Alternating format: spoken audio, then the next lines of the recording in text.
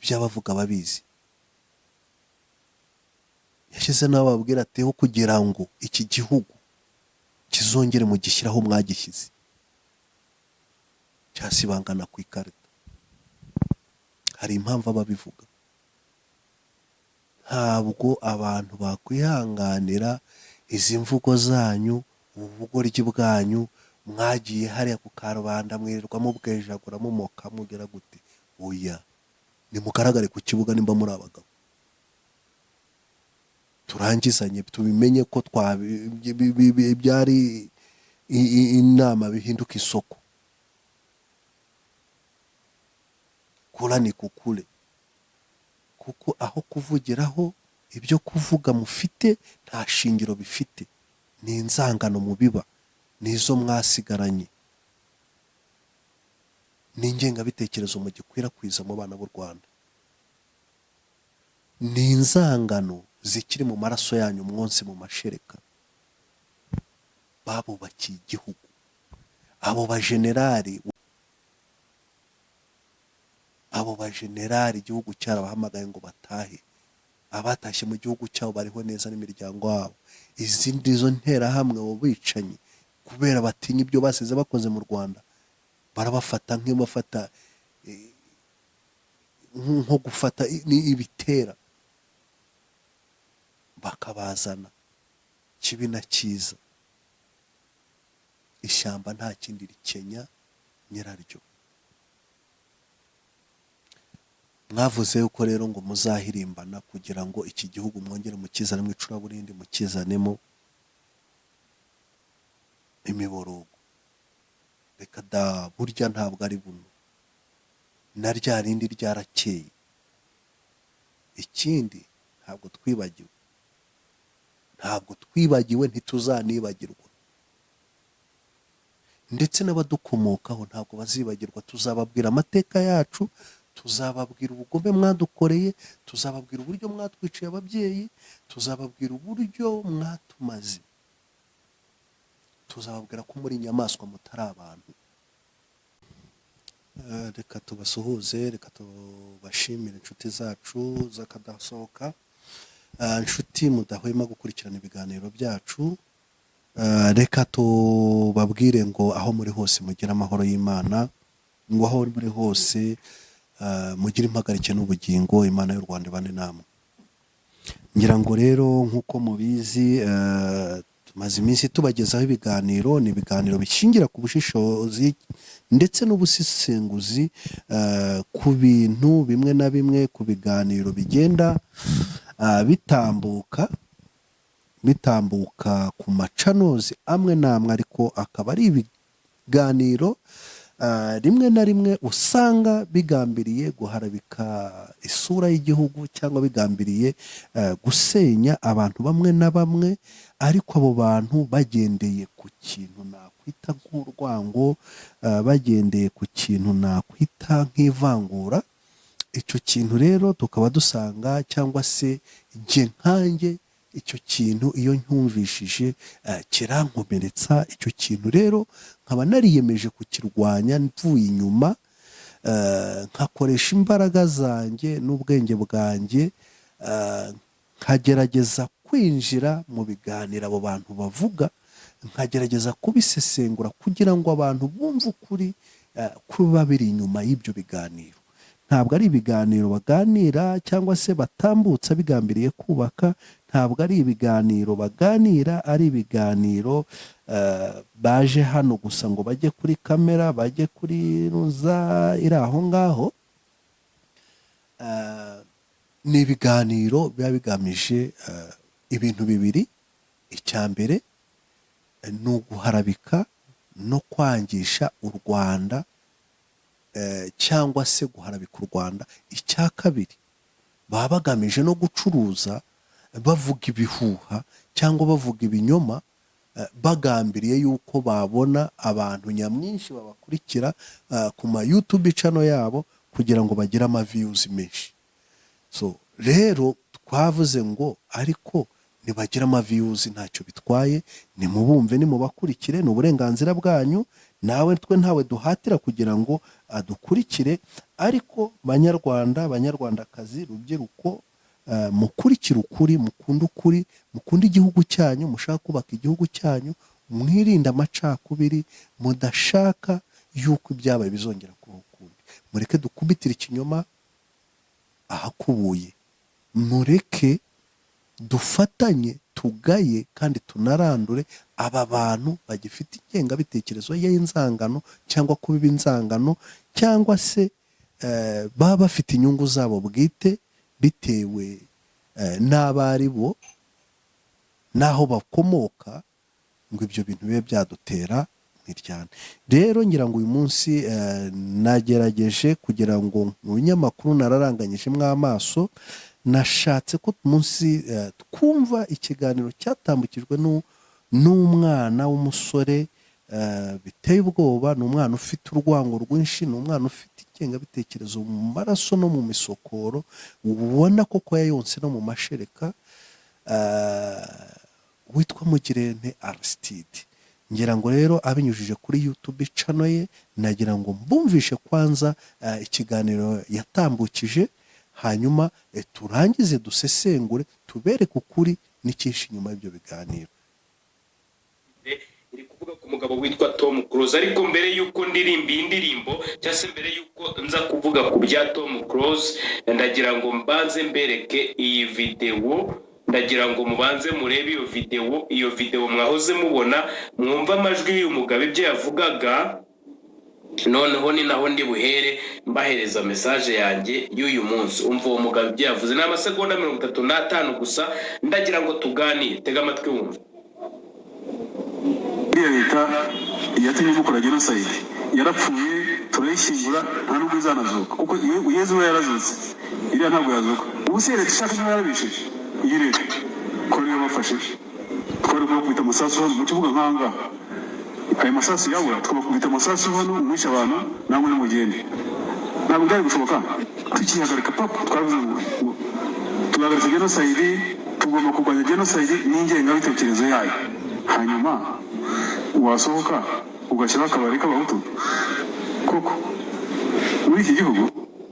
Okay, uyu mugabo muramwumvisha amagambo avuze, ndatekereza ko muhitamo namwibuka cyane mu kuruje ku rupfu rw'urubanza rw'umusirikare warashe abahutu 5 mu karere k'Amajyepfo. Uyu mugabo ndatekereza mumwibuka cyane. Uyu mugabo rero impamvu muzanye, ndagira ngo mbereke indi foto y'undi muntu. Uyu mugabo yuri imbere yanyu, uwo nawe muramuzi.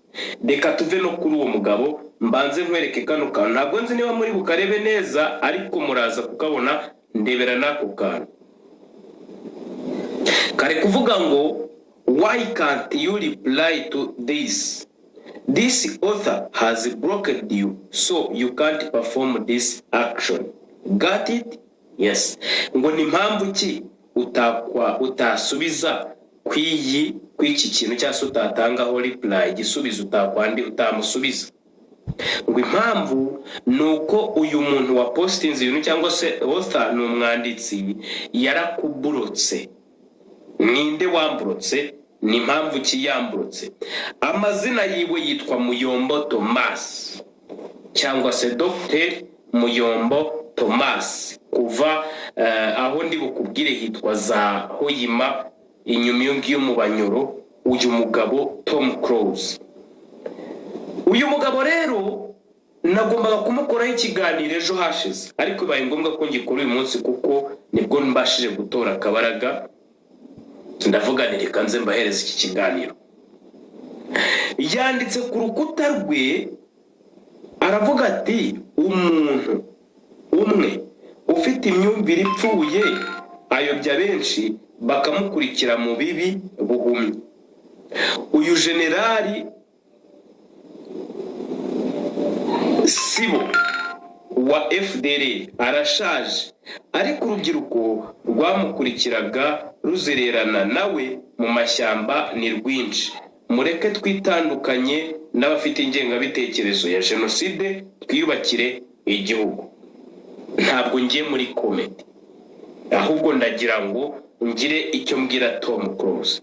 Tom Close impamvu ntagiye ndirimba, I wanted to remind you that we once had someone who was better than any other singers mu gihugu cy'u Rwanda. We had that boy, we had that legendary, we had that legend, we had that Batman. Ndatekereza iyo tugiye kuvuga ku bijyanye n'abaririmbyi, umutima urakurya wibutse umugabo witwaga Jay Polly.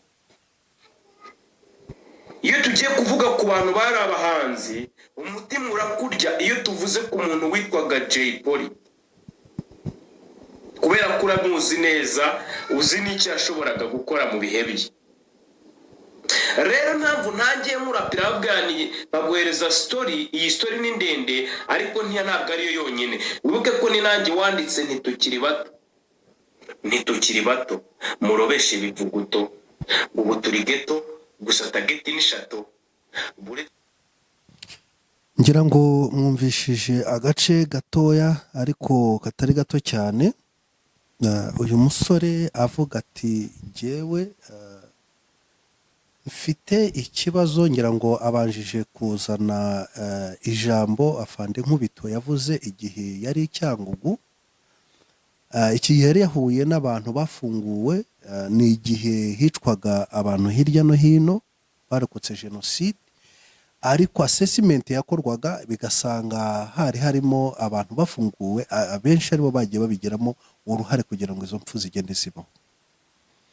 Uyu mugabo rero bimaze kubaho ikintu cyabayeho n'iki, barabahamagaye arangije arababwira ati abantu bafite ingengabitekerezo ya jenoside, abantu bafite ingengabitekerezo y'ivangura ntabwo bakwiye guhabwa umwanya muri iki gihugu. Bivuze ngo rero arangije aravuga ati azana ikindi kintu, aravuga ngo uyu mugabo muramwibuka igihe umusirikare yarasaga abahutu 5 i Nyamasheke. Please tujye tubanza tugende gakeya tunasobanure, tunavuga ibintu tuvuge mu mazina yabyo. Uyu ni umwana mutoya cyane, si impamya uriya musirikare yishe abantu mu buryo budashimishije ndetse aranabihanirwa. Buri muntu uwo ari we wese ntawanejejwe nuko umusirikare yafashe imbunda akajya kwica umuntu yararinze, ariko ntabwo leta yigeze imutuma ngo ajye kwica abaturage, imuha imbunda. Ntabwo ariyo mission yamuhaye nk'iyo interahamwe na leta ya FARE briefing bahawe, aho kugira ngo bajye kurwana nabo barwanaga, ahubwo bakajya kwica abatutsi babaziza ubusa. Uriya muntu nta misiyo yigeze ahabwa. Kabiri, iyo misiyo ntiyaba yarayihawe ku rwego rw'igihugu, mu nyigisho ntiyayihawe, nta nubwo RDF yigeze imutuma. Ari impamvu yaje kumuburanishiriza imbere y'abanyarwanda, imbere y'abaturage aho yakoreye icyaha. Uriya muntu twibuke, dusubire inyuma, amaze gufatwa aje imbere y'urukiko, nako amaze kujya mu kigo, azamutse ajya gufata imbunda yakagaruka kurasa abaturage. Murabyibuka ko yaje akarasa abaturage, yamara kubarasa arasa bari abaturage, yabarasha ari nijoro, si ku manywa. Si umuntu yafashe umwe yabasanzeho bari mu kabari. Yaba ari ubwo wenda ubwo bubari wenda akaba ari bwo generale yavugaga, ari bwo bwari ubwo wenda barashyizeho bw'abahutu, birashoboka. Yararashe, arasha mu kivunge cy'abantu, amasasa afata bamwe barapfa. Ese hariya bari abantu isasu ryari arasa muri iryo joro yarazi ko ryafata umuntu cyangwa umututsi? Kuki avuga ngo hapfuye abahutu? Icya kabiri, uriya mugabo warashe bariya abanyarwanda, njye ntabwo mbita abahutu cyangwa abatutsi kuko ntazi ubwoko bwabo, kandi sinavukiye mu ivangura, nararigiriwe, nararibonye, ariko ntabwo umutima wanjye wavukiye kugira ngo uvangure, ntaryo ngera mu mutima wanjye. Haza abasirikare bamaze kumva amasasu, amakuru twafashe nuko yafashe imbunda nanone akwerekeza kuri bagenzi bakabarasa. Ni ukuvuga ngo uriya musirikare yari yatakaje conscience, atakaza na discipline, arasa abaturage kugera n'aho arasa bagenzi be. Muri abo basirikare yarashe tubuza abahutu ari bande, tubuza abatutsi ari bande. Usibye ko bagize Imana ntihagire uwisasu rifata mu basirikare bagenzi be, kuko baje gutabara nk'abasirikare kandi babona ko umuntu watinyutse agafata imbunda, umusirikare wa RDF na discipline tubazi, watinyutse agafungura imbunda akarasa abaturage, n'abatabarebera izuba yabaye undi mundi, bakitwara bya gisirikare, akarasa ntagire uwo yica. Iyo aza kwica muri abo ngabo tuzi nimba ari abahutu cyangwa ari abatutsi, kuki iyi mbwa ijya kuvuga ikavuga ngo iyi mbwa yuzuye urwango, ijya kuvuga ikavuga ngo hishwa abahutu?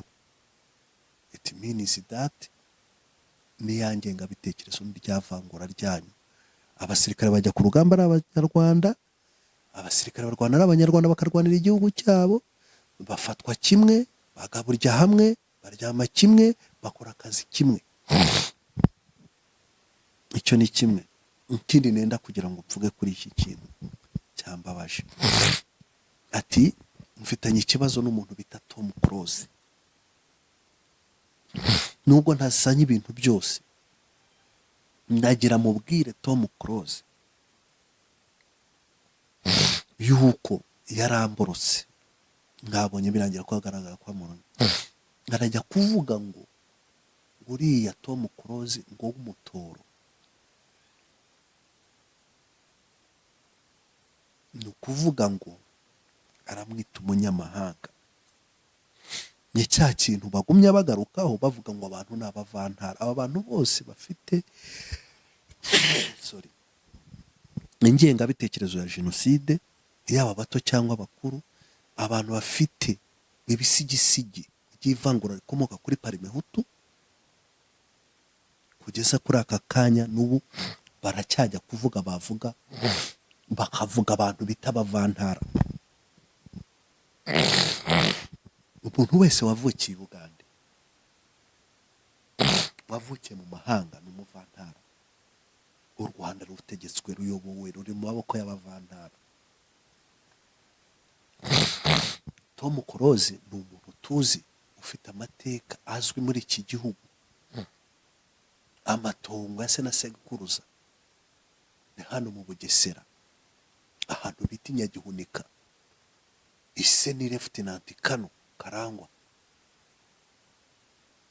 Abantu baramuzi mu mateka yo kubohora igihugu, nubwo yihuse gupfa ariko yatabara igihugu, arwanira Ubugande butari ubwe, agera naho arwanira igihugu cye.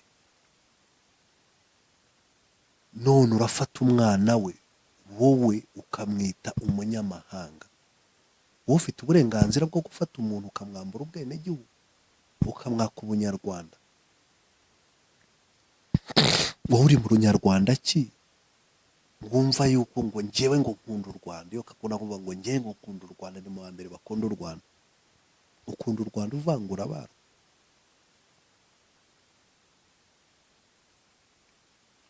Rero ikintu aba bantu bagamije ni ukubiba urwango. Tekereza kugira ngo following umuntu, umwandika inshuro ya mbere umuharasinga ikintu Tom Close yavuze ni kibi, ni ikihe? Byavuze ati murebe uriya mu generale Sibo yarakurikiwe, akurikirwa n'abakuru ndetse n'abatoya, afite urwango, afite rumwicanyi. Ati rero mureke tureke gukurikira abantu bagifite ivangura, bagifite ingengabitekerezo.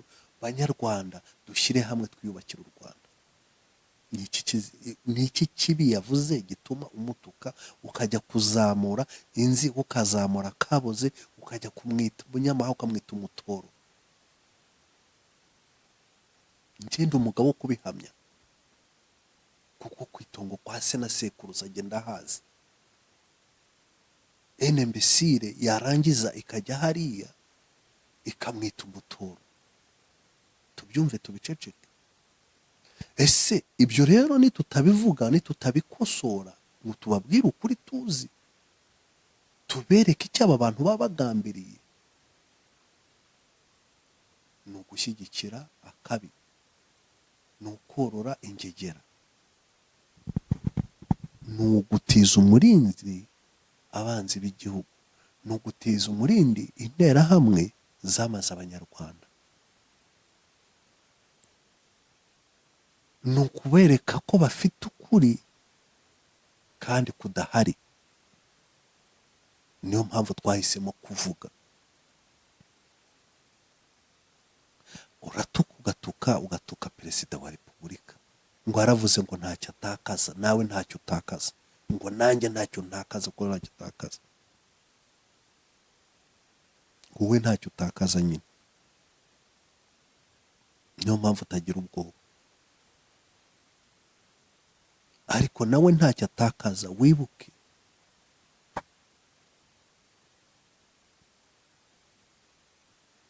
ntacyo yatakaza.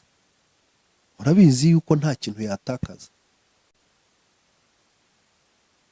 Abo bajenerali igihugu cyarabahamagaye ngo batahe, abatashye mu gihugu cyabo bariho neza n'imiryango yabo. Izindi zo nterahamwe abo bicanyi kubera batinya ibyo basize bakoze mu Rwanda, barabafata nk'ibafata nko gufata ibitera, bakabazana kibi na cyiza. Ishyamba nta kindi rikenya nyiraryo. Mwavuze yuko rero ngo muzahirimbana kugira ngo iki gihugu mwongere mukizane mu icuraburindi, mukizanemo imiborogo. Reka da, burya ntabwo ari buno, na rya rindi ryarakeye. Ikindi ntabwo twibagiwe, ntituzanibagirwa, ndetse n'abadukomokaho ntabwo bazibagirwa. Tuzababwira amateka yacu, tuzababwira ubugome mwadukoreye, tuzababwira uburyo mwatwiciye ababyeyi, tuzababwira uburyo mwatumaze, tuzababwira ko muri inyamaswa mutari abantu. Tuzavuga ukuri ni kubarya muziyahure. Muzavuga ubusa nk'imiyugiri, muzageraho muceceke cyangwa mucecekeshwe. It's a matter of time. Icyo kintu mwaracyumvishe, ntabwo iryo jambo ari ubwa mbere riciye mu mutwe yanyu. Ntabwo dufite ubwoba, ntabwo dufite ubwoba bw'ibihano, ntabwo dufite ubwoba bw'imihoro yanyu, kuko ubu ngubu ntabwo mwakongera. Never and never again. Mwatwiciye ababyeyi, abanyu tubagororera kubafungura bava mu magereza. Mutwicira abana, abavandimwe bacu tuvukana, bakuru bacu cyangwa barumuna bacu. Abanyu babahemba kwiga, babona amaburusi. Ese ba nta munoza mwe mukunda iki?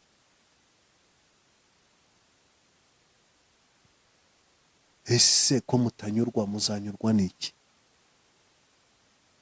Ngo kuko batongeye babahenga ubutegetsi, mwongere mushwanisha abanyarwanda, mwongere mubura imipanga yanyu, mwongere mujye kwandika indangamuntu mu bwoko, mwongere muhagurutse abana mu mashuri. Ibyo muba mugira ngo tuba ari byo tubibutsa se? Umunyarwanda wahisemo kuba umunyarwanda ukunda igihugu cye, ukorera igihugu cye, n'ubu arimo aracyubaka kandi nacyo kiramwubaka, akibayemo nacyo kimubayemo. Umunyarwanda ukunda igihugu cye akacyubaha nacyo kiramwubashye. Umunyarwanda ukorera igihugu cye kimufashe neza nawe agifashe neza. Ariko uwigeze agateba yewe, muzazerera, muzabungera, amaraso azabomaho, inzigo y'umwana ihorwa umubyeyi. Kandi nimugumya gukurura ayo macakubiri, nimugumya kugera gute, muzabimenye yuko bitazarangira gutyo. Ntabwo tuzagonda amajosi, ntabwo tuzatinya kuvuga ukuri, ntabwo tuzatinya kubabwira. Ntacyo, nk'uko ubivuze, natwe ntacyo dutakaza, kuko ibyo twakabaye dutinya twabiciyemo, twarabibonye. Ahubwo mwebwe na bado nimukomeze. Inkubisi iyi irayitarukiriza. Mwige, mumenye, mwumve cyangwa se ntimwumve, ariko akicwa kaburiwe n'impongo. Murakoze cyane. Ubutaha tuzajya tugenda twanariza izi ngegera, izi nkoramaraso, aba bana b'inkoramaraso, aba bagome badafuriza Abanyarwanda icyiza. Tuzajya tugenda tubazana, tubashyira hano, tubanariza, tubavuge, tuvuge ibyo bavuga, tubereke ziriya mvugo zabo bavuga ibyo ziba zihishe inyuma. Abantu bakiri batoya nk'ubu ngubu, umuntu aramutse akubwiye ngo baravuga ngo tujye gukora, kandi ijambo gukora uryumvishije wakumva ngo tujye gukora, twagiye gukora, nous allons au travail. Ariko ntabwo aricyo byasobanuraga. Gukora byabaga ari ukujya kwica abantu. Jenoside iba ifite imvugo zayo abantu baba barahimbye bagashyira aho ngaho. Nibyo mubona uyu munsi. Iyo bavuze ngo abavantara, twe tuba tuzi icyo bivuga. Ni ukutuvangura, ni ukuvangura Abanyarwanda nk'uko babavanguraga. Inshuti bavandimwe rero, mukomeze mudukurikire, musharinge izi nkuru zacu, mukore subscribe, kugira ngo tugumye dukubitire umwanzi ikinyoma cye, tujye hindura ubusabusa, ukuri kumenyekane. Muzagera aho ngaho, muzacecekeshwa n'ukuri. Murakoze cyane.